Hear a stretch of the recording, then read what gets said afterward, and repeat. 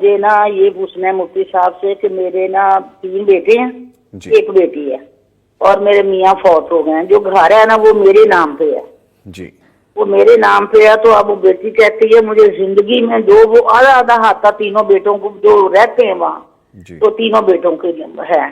تو بیٹی کو پہلے میں نے پورا ہاتھا بھی لے کے دیا ہوا ہے بیٹوں کے ساتھ ہی, ان کو دیا تھا تو اس کو بھی پورا ہی دیا ہے. تو اب کیا حکم ہے میرے لیے کہ وہ جو وہاں بچے رہتے ہیں دینا تو ہے, میں زندگی میں دے کے تو پھر ہم کہاں جائیں گے رہنے کے لیے. ٹھیک ہے جی, شکریہ آپ نے یہ میں نے پوچھنا ہے. ٹھیک ہے جی یہ شکریہ. میرا بیٹا وہ بس کھاتی پیتی ہے, چلو وہ تو میں نے دینا ہی دینا ہے, میں اس پہ قائم ہوں. جی لیکن قیمت لگوائی تھی تو انہوں نے 90 لاکھ لگائی ہے.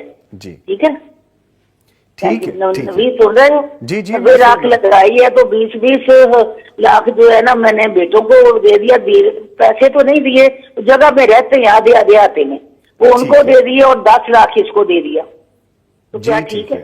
میں جی ابھی جواب لیتا ہوں. بہت شکریہ آپ نے کال کی. بڑی صاحب فرمائیے گا. ماں جی پہلی بات تو یہ ہے کہ وراثت بنتی ہی اس وقت ہے جب والدین یا کوئی سرپرست دنیا سے چلا جائے. جی جب تک دنیا میں ہے وہ آپ کی ملکیت ہے, آپ اس کو استعمال کریں, آپ اس کو کھائیں, آپ اس کو پئیں, جو مرضی کریں, آپ کی اولاد کا بھی حق نہیں ہے کہ وہ آپ سے کو فورس کرے کہ آپ زندگی میں ہی ہمیں بانٹ دیں. نہیں, بالکل بھی نہیں, اور بالکل بانٹنا بھی نہیں چاہیے. جہاں پر ایسا لالچ موجود ہو تو وہاں والدین کو اپنی جائیداد بالکل بھی نہیں بانٹیں. جیسے ماں جی کہہ رہی ہے اگر یہ میں مکان بانٹ دوں تو میں کہاں جاؤں گی, تو بالکل بھی نہیں بانٹنا.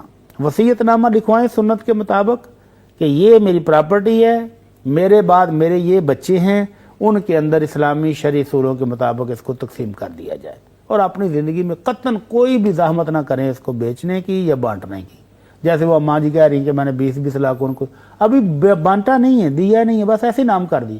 کرنے کی ضرورت ہی نہیں ہے. لکھوا دیں وصیت کہ جب میری زندگی ختم ہوگی, جب اللہ کا حکم آئے گا, اس کے بعد یہ مکان انہی کا ہے, تو یہ اسلامی اصولوں کے مطابق بانٹ لیں, اور اپنی زندگی میں بالکل غلطی نہ کریں.